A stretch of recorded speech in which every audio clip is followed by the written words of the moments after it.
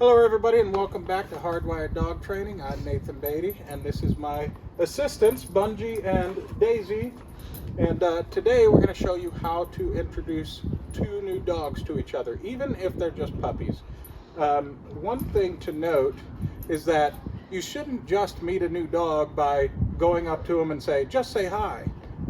Two dogs that are strangers meeting nose to nose can be a dangerous thing, especially reactive dogs or formerly reactive dogs.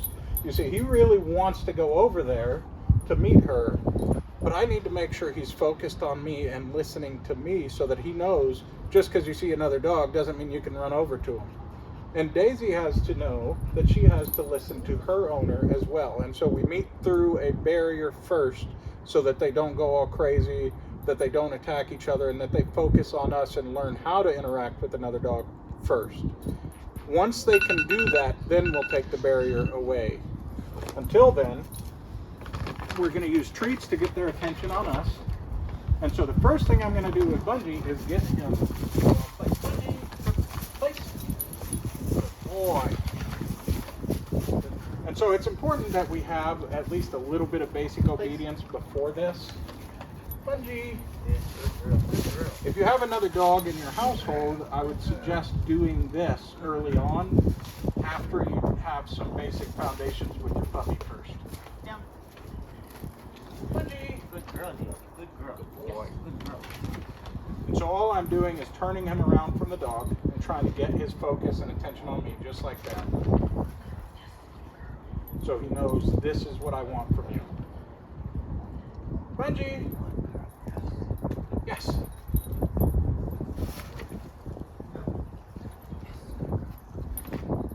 Yes. And so we're going to use plenty of treats. Oh, he fell off the placemat. Yes. We're going to use plenty of treats and let him have a purely positive environment in which he's not going to get pushed around by another dog, attacked by another dog. He's just going to have me giving him treats.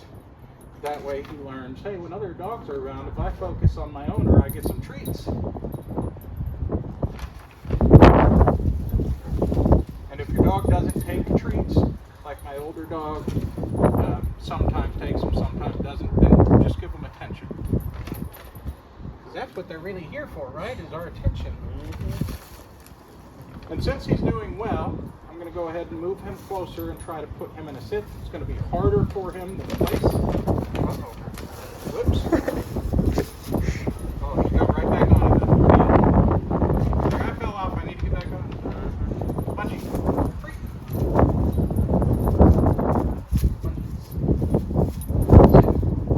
Yes. Good girl, Daisy. Good girl. And I'm not going to worry about him getting back up. And if she starts reacting, I'm just going to back him off. So if she starts growling or reacting or doing anything that bothers me in any way, I'm just going to back him off. And my lovely assistant here will back his dog off as well.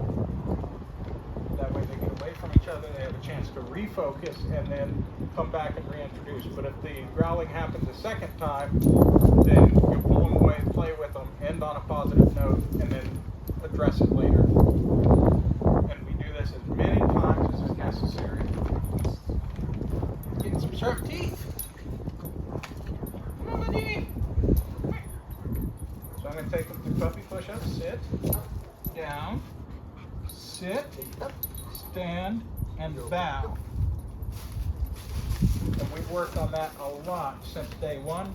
So he's able to do it really well now. I'm actually surprised that he's come as far as he has. He's learned it so quickly. Sit. Yes. Good girl. Now I'm just going to kind of say free and let him do his own thing for a minute. And it's important to do this, let them do their own thing. And then after a few seconds, I'm going to say, Bungie, come! And have him come back to me. Good girl. Good girl. Good So girl. that way I know that he's still listening to me. If you let the interaction go on too long, then you lose the focus of your dog, and you don't want to do that. See, now he doesn't even care about the other dog as much, he just wants the treat. Now Bungie. Good girl. Hey, buddy. Now he's more distracted by the leaf than anything. Yes, good girl. Good girl. Good girl.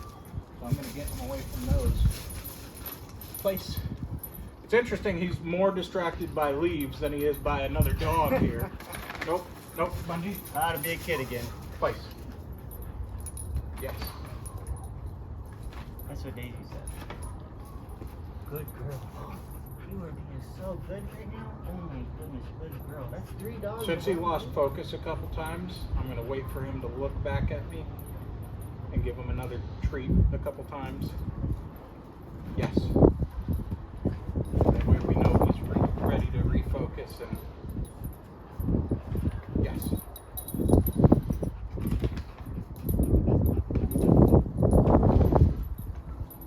Yes. Free. Now that he's free, he can go sniff some leaves or even Daisy if he wants. Bungie gave Daisy a little lick. She was, what the heck? Yeah.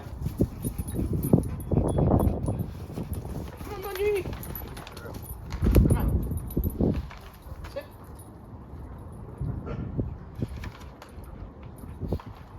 So you can do this with all sorts of animals. If you live on a farm, you do this horses, obviously sheep if you have a border collie. You can do this with any number of animals so that they don't become aggressive towards any other animal.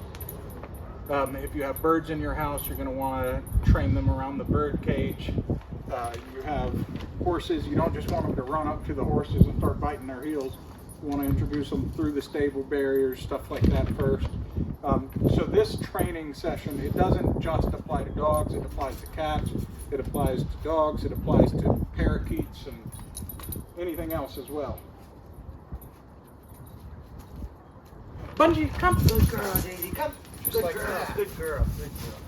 And that's the kind of interaction that we're looking for. Just short, easy, fun, positive, no corrections. That's what we want. Thank you for watching. Please like, comment, subscribe, and hopefully you enjoyed the video.